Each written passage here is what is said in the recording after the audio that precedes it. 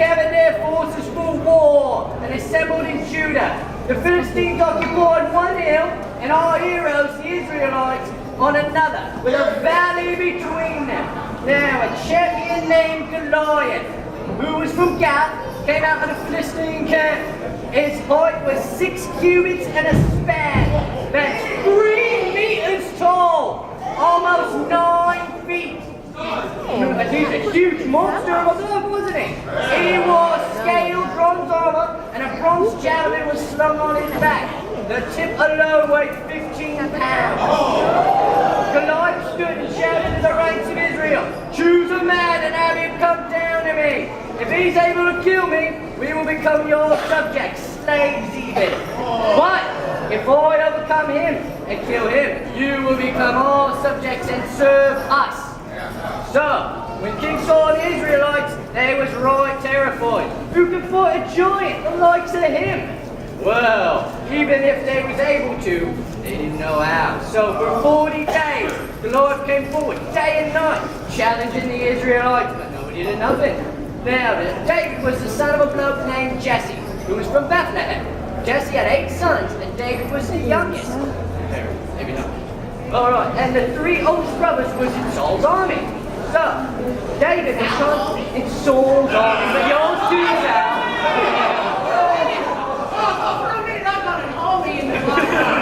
That's true. So, David was constantly traveling back and forth to Bethlehem to tend to his father's sheep, because he was a shepherd, yeah? And so early in the morning, David left the flock of his shepherd, right? He talked to his dad. And his dad said, "David, I want you to take this roasted grain and these loaves of bread to your brothers and hurry to their camp." There was Saul and all of the men of Israel in the valley of Elah.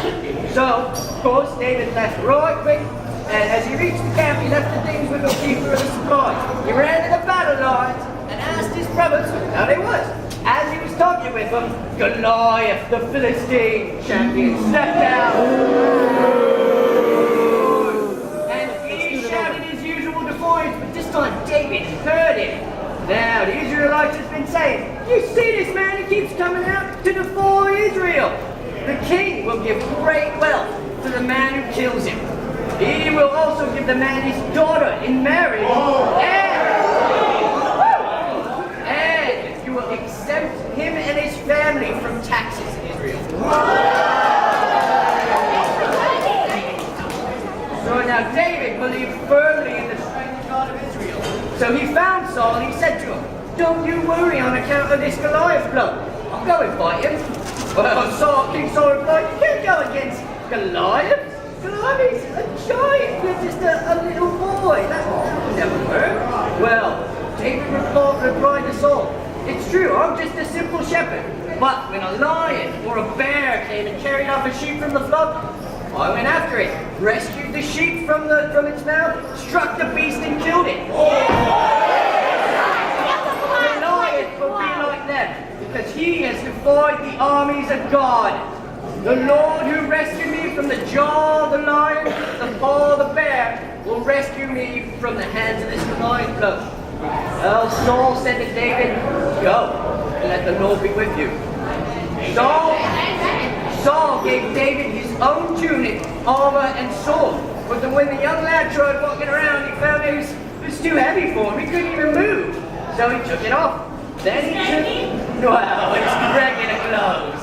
Alright, so then he took his shepherd stick in his hand, chose 5 smooth stones from the stream, put them in his pouch, and he approached Goliath.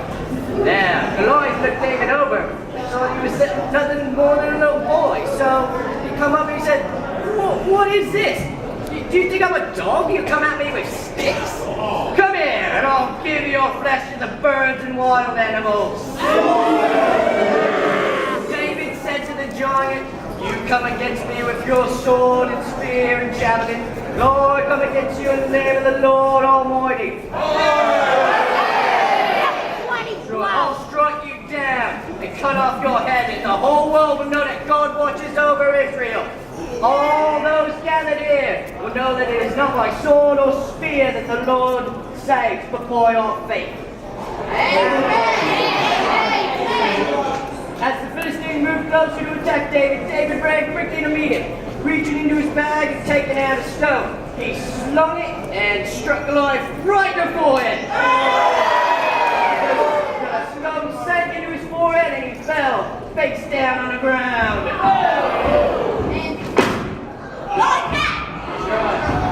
Without a sword, David had struck down Goliath and killed him. David ran and stood over him. He took hold of the giant's own sword, drew it from the sheath, and he cut off his head with his own sword.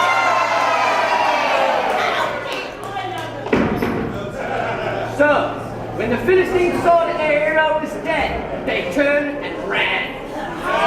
Then the men of Israel and Judah surged forward with a shout and pursued the Philistines. The Philistines were all defeated. And as soon as David returned from killing the Philistines, the commander of Saul's army took him and brought him before Saul.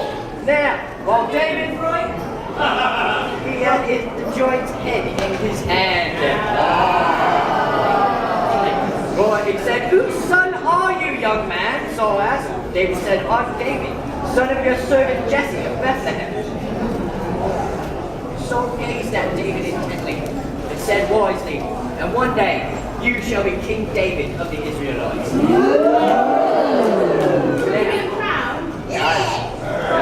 Yeah.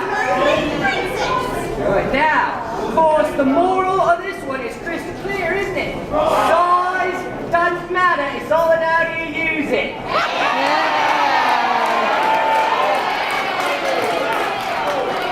Especially if you got the stones to back it up.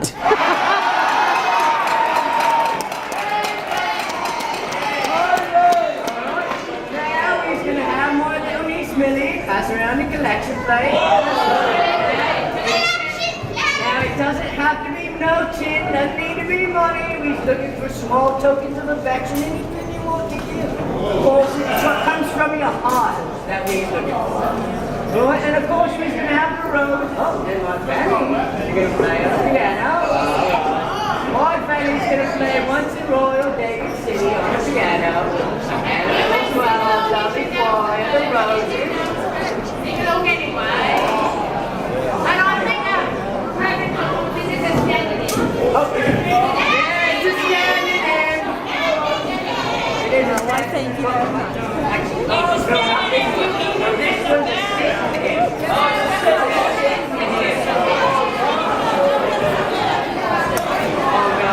I'm sorry now, you're right. That's all I was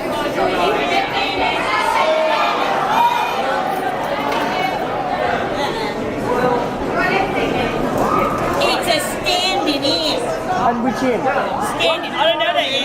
Hello. It's a shirt. Stand up. Sure, it's a standing in, because last week we weren't sure which it was. We're never.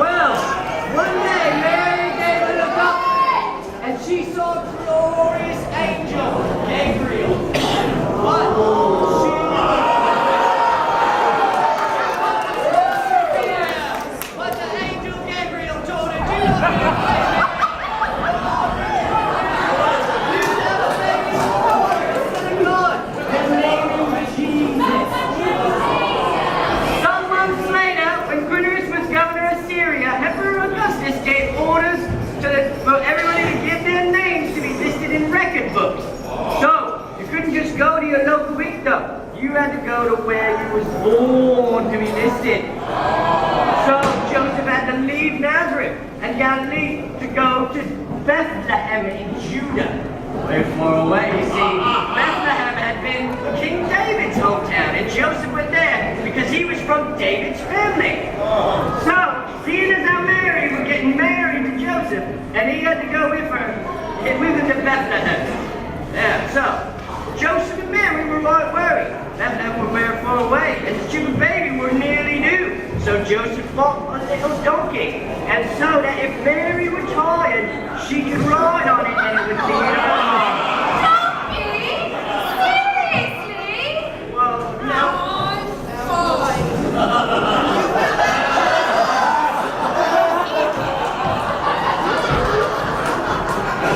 And then Joseph said, Now to find a place to lie down for the night. How about this inn? John walked all my door looking for a place to stay.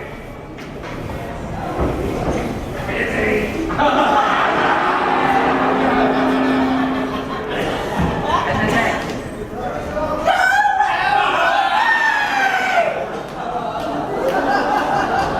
No, we ain't got no room at the inn because it's the bleeding holidays and we get all full up. But I can't have you dying of the cold because that's bad for business. So you can sleep out in the back in my barn.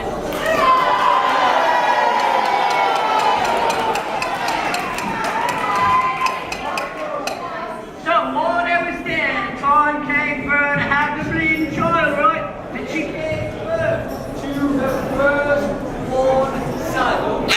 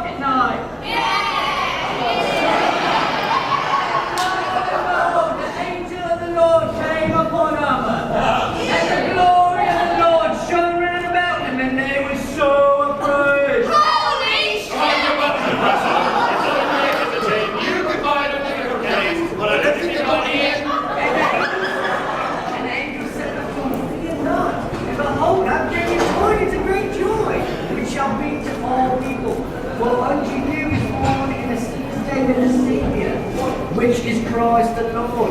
And this shall be a sign unto you. You shall find a babe wrapped in swaddling cloths, laid in a manger. And suddenly there was with the angel a multitude and a heavenly lot praising God and saying, Glory to God